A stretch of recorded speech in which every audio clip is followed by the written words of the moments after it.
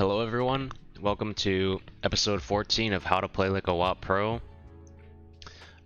In this episode we'll be going over the third installment of the series, the mini-series, about my 279e session that I had where I got up to 98.7% mark of excellence.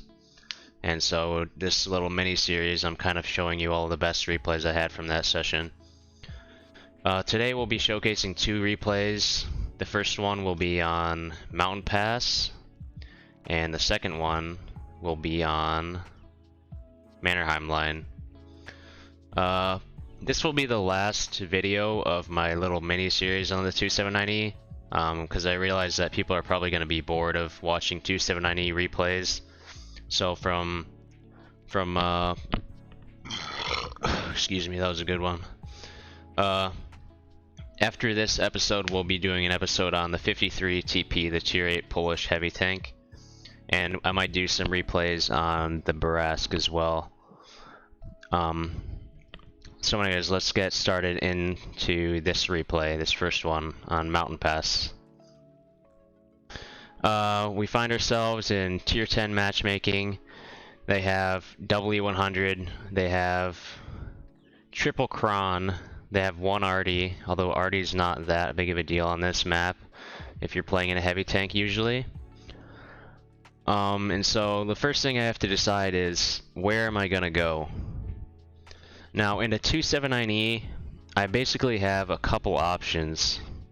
First, I could try to go here right off the bat and try to spot slow enemy heavy tanks that are crossing like this, and you can sometimes get some free shots in, and you can even get spotting damage for that. Now in this replay, I'm not going to decide to do that, and the reason why I'm not is because I got a terrible spawn. In order to do that, I literally got the worst spawn possible. I'm super far away. I'm not going to get there in time to bleed heavies crossing, so I'm not going to even bother going here. Another option is I could technically push like this, but I just generally don't find that it's that useful. There are two other options that I have, and these are the two that I use most commonly when I don't get a good spawn. You can either go bridge and then initially hold it, and then if nothing pushes it, then you can sometimes, if the enemy tanks push down here, you can play right here and you can actually shoot them in the side. You just have to be careful from TDs that are sitting up here. Or alternatively, you could push the valley right away insta. This also can be very effective, but considering they have 3 crons, I'm not really willing to risk that, because they can just get above me and it's going to be really hard for me to damage them. And another thing that I don't really like about this valley play is once you commit down here, it takes forever to get back out. So if you push down here and you don't have enough teammates, or you push down here and you don't find any enemies here, your only real option is to, if there's no enemies, to push through, and then in that case you almost always end the battle with very little damage, because you're just chasing damage the entire battle. And if you don't have enough teammates or the enemies overwhelm you, then it's okay. You can fall back to here. This position is extremely strong, or you can just fall all the way back to base. But that's why I don't like that position that much, because it's just inconsistent. You need to rely on your teammates and the enemies to do just the right things in order for yourself to have a good battle. And if they don't cooperate, then you're going to have a bad battle. It's just very inflexible. But the other option, going bridge, first of all, you counter anybody who tries to push the bridge right away. So whenever I see a good player on the enemy team who's in a relatively fast heavy tank, like if I see a chieftain player, I'm thinking he's probably going to try to push the bridge. So if I get here before him, I can get two shots into him before he even crosses the bridge for free. And the nice thing about this position is, if you don't really think you can push here to shoot enemy tanks that have gone down in the side, you can always just fall back to the base. So like if you're losing really badly, you can always just run back and then go up on this hill here, and then you're basically guaranteed to do 5k plus damage just because this position up here is so extremely strong. Another thing that I sometimes like to do from this position here is if my team has pushed through, but they've met a bunch of enemy tanks that are just holding here, I like to drive down like this, provided that they don't have like a bunch of TDs pre-aimed at the corner, on the corner here. And I just drive down here, and I just jump off the ledge here, and then I just go join them. So it basically does the same exact thing that the Valley does, except it gives you other options, because with the Valley play, you're going to end up pushing here anyways.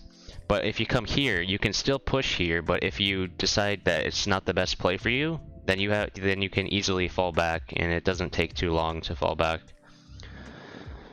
So that's what I'm going to do this battle. I'm going to go bridge to start off with, for all those many reasons that I just listed.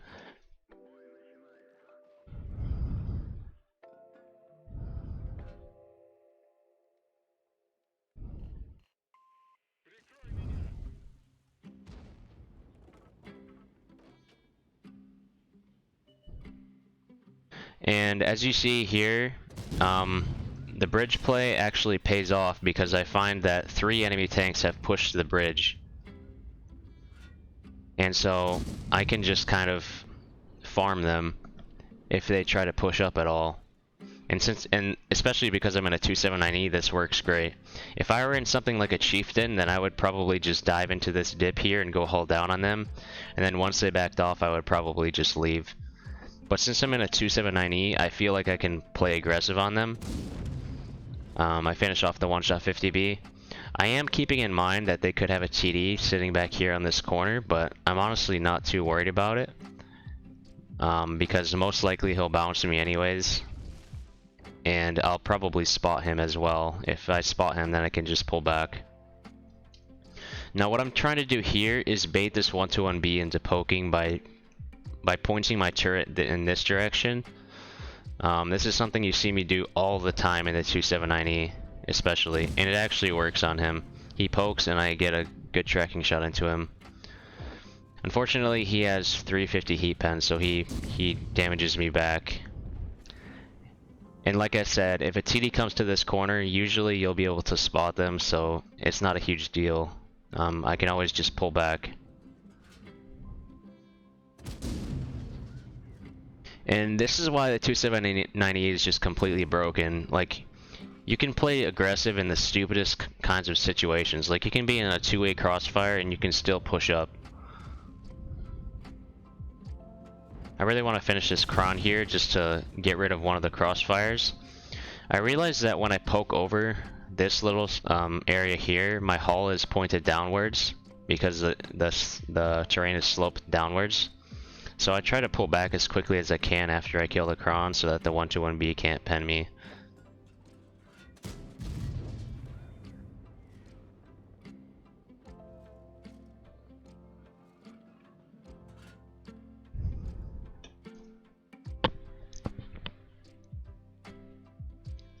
And now I'm looking at the map and I see that they have 2 unspotted E100s. Their E100s are not here. They are probably not anywhere in this area, so they're almost definitely ice road. And so that's why I'm being so aggressive on this 121B, because I really want him to die so that I can come up to this ledge like I was talking about at the start of the battle, and then I can jump off from there and go fight the E100s. Or if they push down like this E5 has, I can just play on this corner here, and I'm actually safe to this corner here. This wall here is in the way.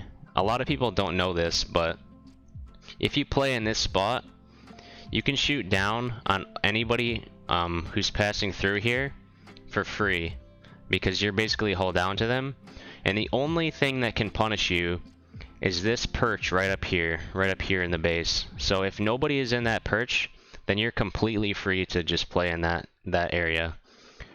And if you look at the what tanks have been lit, the only unspotted tanks that are really a threat to me that could play up here is the V4, and I kind of doubt that he's playing up here because the V4 is not really a sniper tank.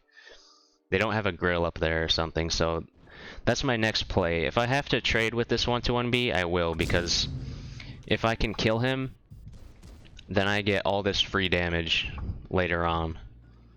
And so here, the 121B drops, which is great for me, because now look at this. Now I'm just completely hull down on 4 tanks. Completely hull down on them. And there's nothing they can do, and I have completely free farm on them. And I can't get punished from any angle here. And let's say these guys didn't push through. Let's say they stayed back up here and they just held. Then what I would do, I would just drop off like this. And I would just go push them. So either way, it would have worked out for me in the end.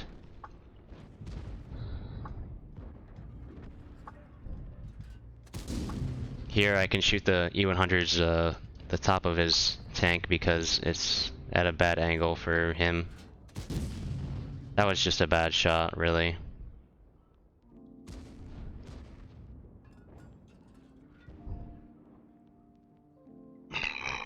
No, I still haven't mastered the best way to get down here, but the way I just did it, I guess, works. I don't actually know the optimal way to get down here. It's a couple times I've crashed going down that, so don't ask me for advice on how to get down there. I honestly don't really know.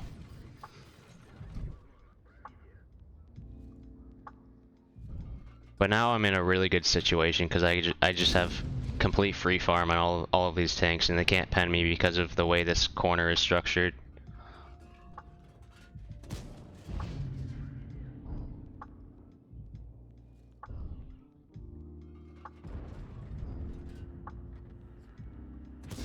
Here it would be a mistake to go for the E100 turret because it's angled slightly upwards, so it's not a great chance to pen. So that's why I'm focusing the E5 instead.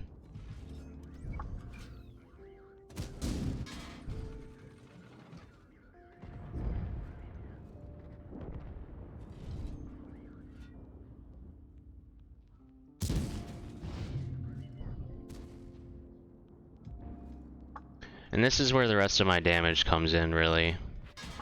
I'm not going to get any other damage besides what's here. And if you're going for marks or average damage, you can do what I do right here. I don't kill the E5 because I have plenty of HP. I don't really care if I take a shot from him. I'm just going for the full damage shots on the E100s.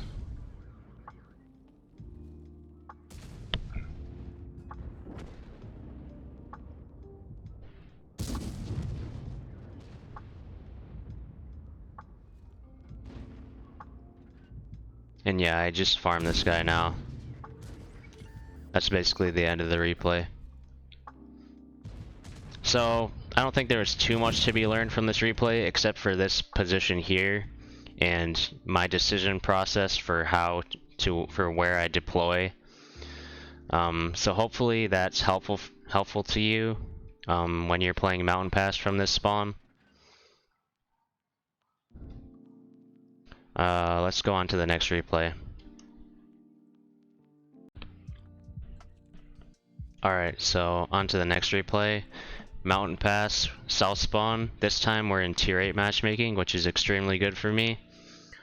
From this spawn on this map, well, really from either of the two spawns, I almost always go south in pretty much every single medium tank or heavy tank, besides like completely paper medium tanks like a Leo maybe.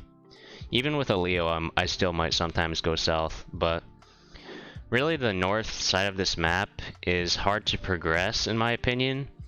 And part of it is I just don't know how to play the north very well because I almost never go up there. But especially from this side, it's very hard to do anything in the north because you just get trapped here and it just becomes a stalemate.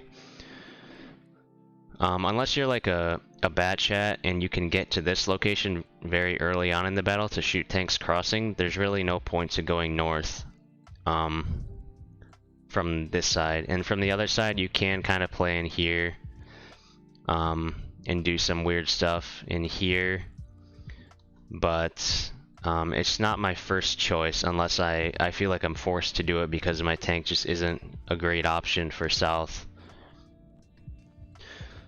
Now, a lot of people hate going south from this side because they think it's completely unfair and that the other team just has an advantage in the south.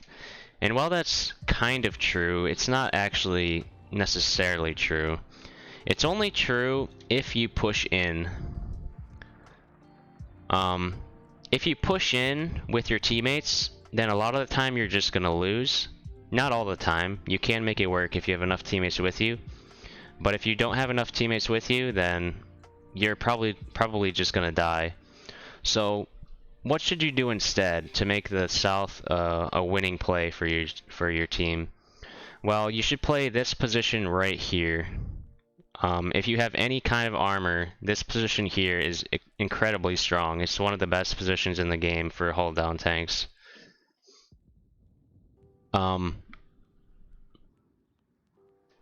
You can only really use this position if your team isn't full committing in. If your team isn't full committing in, then this position is a very good defensive location, but if your whole team is just pushing in anyways, then you're just going to be sitting back here doing nothing, so...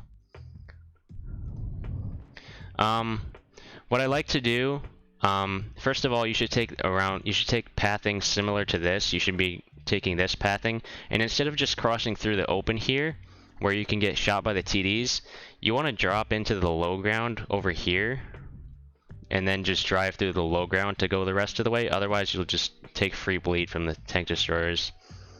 And what I like to do sometimes is, once I get here, I'll poke up here in the beginning, just to see if anybody is coming around this corner here, and you can usually get a free shot or two in on them.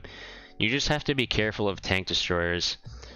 Tank destroyers from this location, I'm not sure if they have a shot on you. I think they might just barely have a shot on you.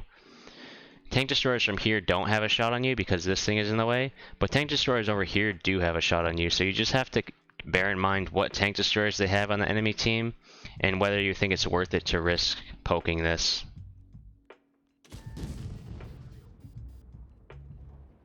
And as you see, a tank does come around the corner. I just don't pen him.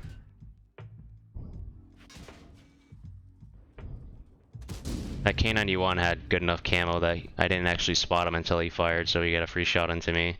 Well, not free, I hit him back for it, but... one tip when you're playing from this side on Mannerheim line, never, and I mean literally never, go to this position here. It's a complete death trap. It has no redeeming qualities whatsoever. It's just a terrible location. Because if enemies push through and they get to this location here, they just go hull down on you and you just die. And it's not like you can really shoot anything from here, so just never go there.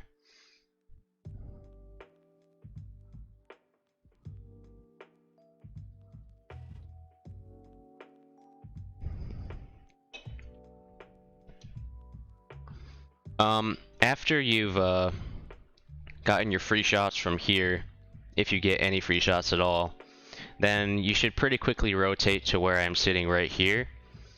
If you don't have the best hull armor, you can try to play right here on this low ground, but you need good gun depression to play here. You need like 10 degrees or like 9 degrees of gun depression to play here.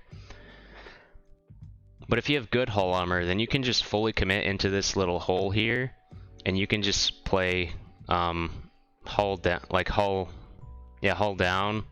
They can see your upper plate, but if you have a strong upper plate, then it's not a big deal. And then you just want to pre-aim this corner. And I sometimes drive a little bit extra forward so that I can spot stuff that's poking right here, because you can also sometimes get a free shot into something that's poking there. And there you see the email pokes. Unfortunately, the 279e doesn't quite have the gun depression to really play against that very well. You can kind of manipulate the terrain to get gun depression there. Now, let me explain what I'm doing here. So, you might be thinking, why the hell are you pushing in? Like, what are you doing? Why would you ever push in? There's nobody with you. Well, the answer is I'm not pushing in. I'm baiting people to poke from this corner by pretending like I'm gonna go over this. I wanted to bait people into poking, and then I was gonna pull back and then shoot them. This is something that I do all the time in the 279e, and as you see, it works out here. I bait this guy and then I fall back. Now I'm trying to always keep my hull as angled up as possible, but unfortunately there are some gamers who play this game and there's not really much that you can do about them. They're just superhuman. So yeah, there's not really much you can do about that.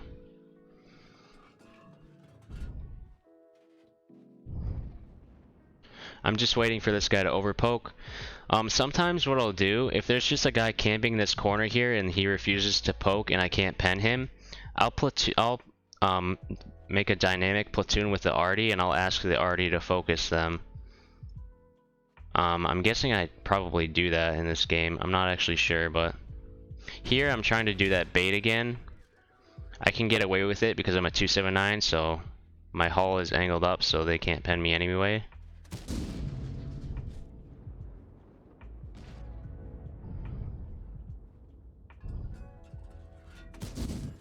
I go for a track here because we have two TDs behind me, this T30 and this Conway, and in theory they have a little bit wider of an angle than I do.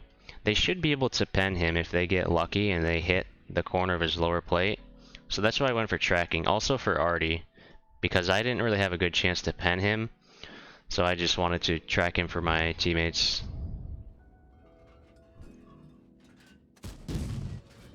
Now here he's playing really well hull down. Like, I can't pen him very easily at all. His cupola is angled up, so I don't really have a good shot on it. Here I accidentally slide down, which can happen. You need to be careful of that. But I make sure that my hull is angled up on this here, so it's not a big deal that I slide down. I just have to use my repair kit because he tracked me, and then I can get out. And I get lucky he doesn't pen me there.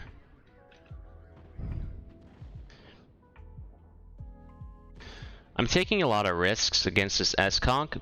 Like, I'm willing to trade with him. And the reason why I'm willing to do that is because he's backing me off this corner. Like, I can't really do anything while he's just sitting there pre-aiming me. So, he's my prime target right now. And if you look at their team, he's really the only tank on their entire team who can really do anything to me. Here again, I'm baiting. I almost mess it up. I'm not just baiting so that I can get a shot, I'm also baiting so that he might overpoke and my team can get a shot.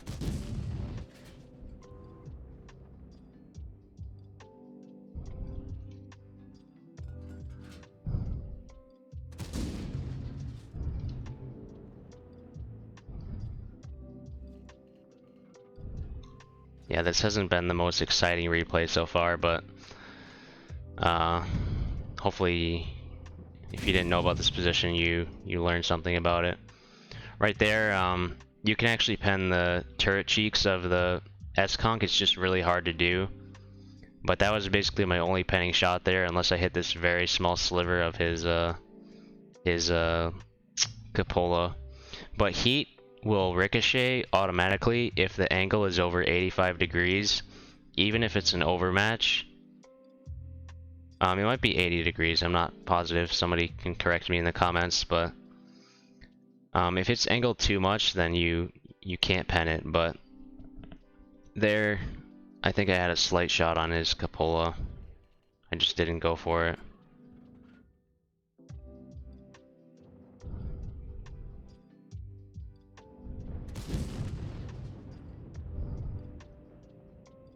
And somehow our T30 behind us actually dies, and this guy pens me again.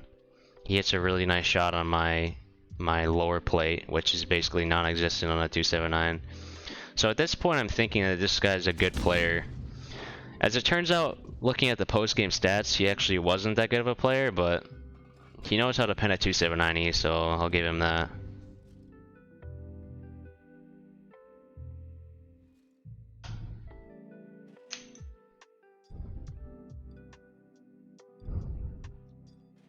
And another thing to keep in mind is, if it's stalemating like this ever, you really have to pay attention to what's going on the rest of the map. So it's okay that I'm stalemating right now with this guy, because the rest of the map is also a stalemate. So there's no pressure on me right now to push in or to try to make some kind of aggressive play. If my team were winning the north and we were up like 7k HP, then I would probably just take the risk and just push in and ask my teammates to follow me. But that's not the case, so I'm still just sitting here trying to trade with this guy. And I missed a lot of shots on this guy, to be honest. But I don't really know what to do about that. I'm just going for really chancy shots.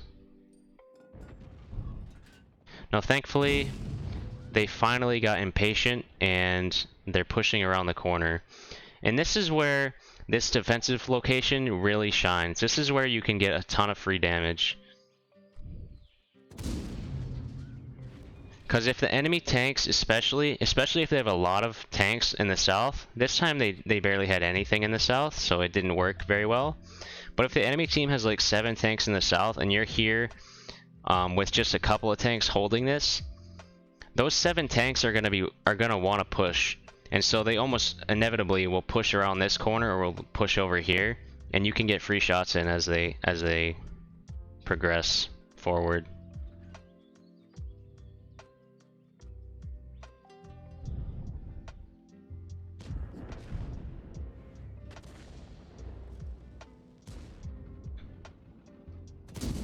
Now here I just take the opportunity to finish off the email too, because the S-Conk died. Now here I have 2 options. I can continue to push, which wouldn't be a bad play, I don't think. But I see that this Skoda T27 is overpoking, so I decided to go for him instead.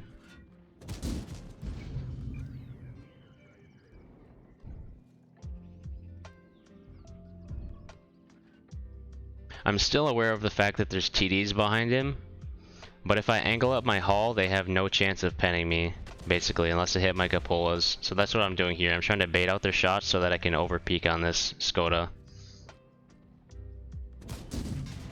And I keep my turret aimed at the TDs until the very last moment so that they have the smallest chance of hitting me as possible.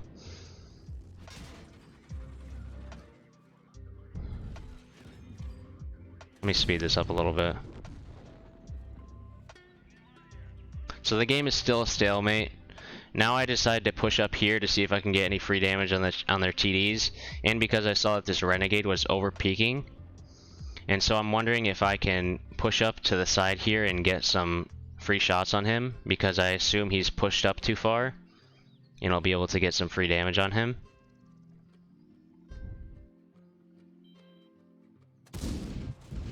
And it turns out he is playing pretty far back. But you'll see in a little while I actually do get some free damage on him because he overextends a little bit.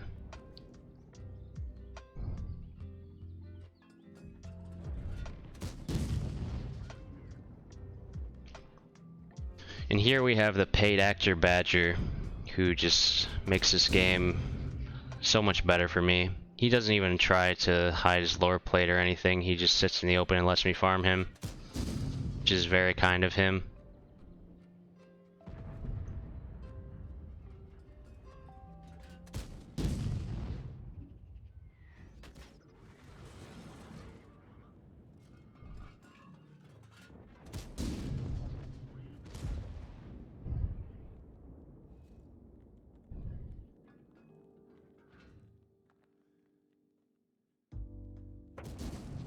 If you noticed, I moved around this corner very slowly to try to preserve my bloom, to try to reduce the bloom penalties, because I know I'm gonna be having to snipe his cupola if I'm gonna get damage. So I have to move very slowly so I can aim accurately at his small weak spot.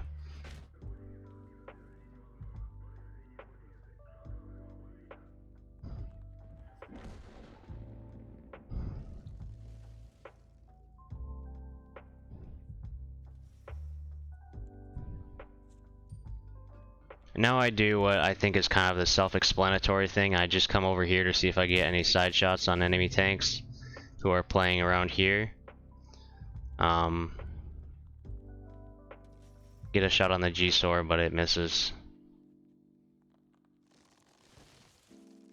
Now I'm expecting our team to cap actually, so I want to be a little bit aggressive because I don't want us to cap out, and then if I don't be aggressive then I'll get nothing. So if I am aggressive then there's a chance I'll die, but at least I'll have died, I'll die having done something.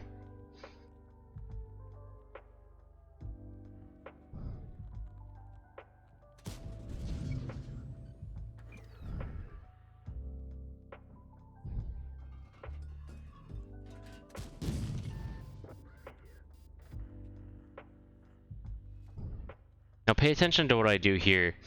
So I'm almost loaded. This guy's poking on me. He's looking for a good shot on me. It's not easy for him to pen me. I turn my turret away from him a little bit to make it look like I'm not aiming at him, so that to try to bait him into staying around the corner long enough for me to reload so that I can snap back to him and fire. Unfortunately, he just takes a shot and backs off, so it doesn't work, but it was a good attempt.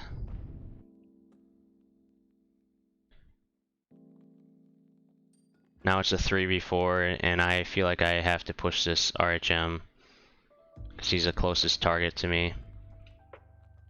I load HE so that I can one-shot him.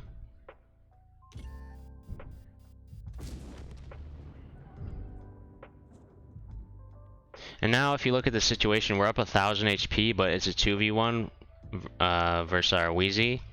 And so I'm expecting him to possibly die. But our Sturf still has plenty of HP, so this should be a win. All the Sturf has to do is push in, and if he pushes in with me, then this should be a guaranteed win. But what our Sturf does instead is he just sits here and goes AFK, so yeah. Fun times. I decided to rotate back south because I saw that after they killed this guy.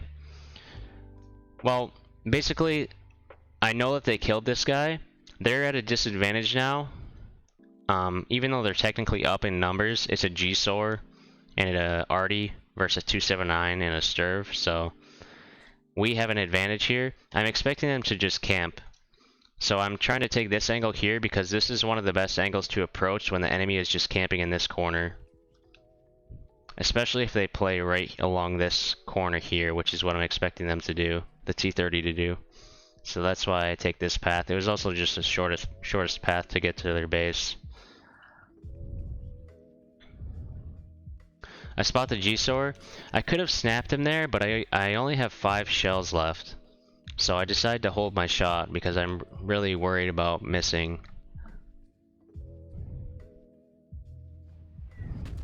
I get Artied, which is unfortunate, but now I know where their Artie is, which is nice.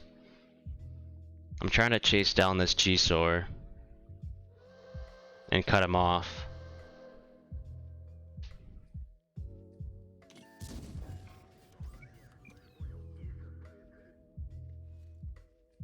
Fortunately, I bounced that.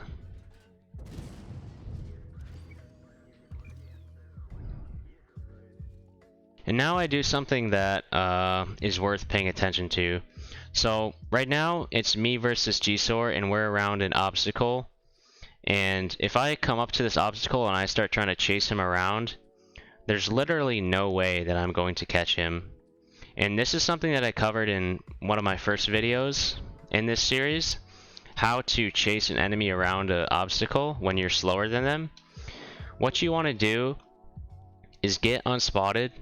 So get outside of the 50-meter proxy circle from them, and then you want to pick one direction and go very wide so that they don't spot you coming in. So then you surprise them basically. So that's what I try to do here in order to catch this G-Sor off guard.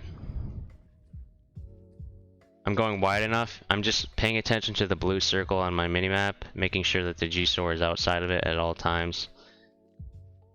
And I do catch him off guard, and I hit a nice shot through there to finish him off.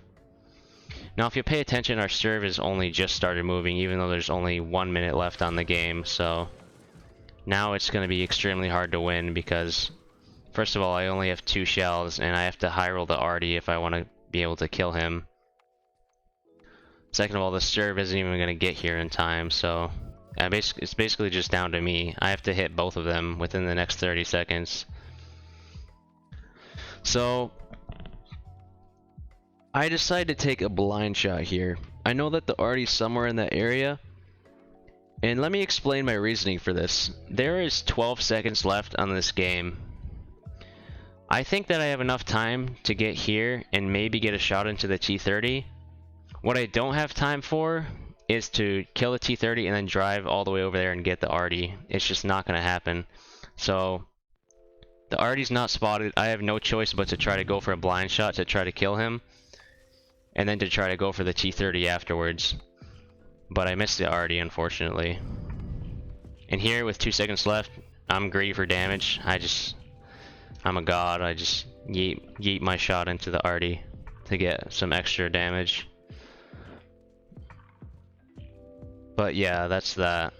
Hopefully you learned a little bit about how to play Mannerheim line from this side, and about how to play on Mountain Pass in a tank like the 279e, or even in a lot of other heavies as well, to be honest.